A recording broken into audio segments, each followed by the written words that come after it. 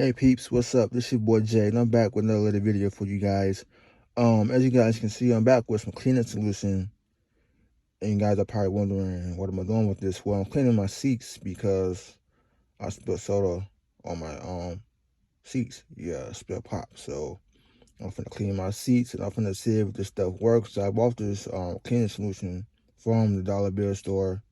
This is LA, totally awesome, all-purpose cleaner. And I want to try it out after I've done some research and asked some people on YouTube in the comments, and they suggested this. So I wanted to see if this stuff really works and will clean my seats. So that's why I'm cleaning it right now. I'm moving to see if it really does what it's supposed to do. And yeah, so on that note, peeps, I'll get back to you guys and let you guys know if it works or if it doesn't. So we'll see. Later, peeps.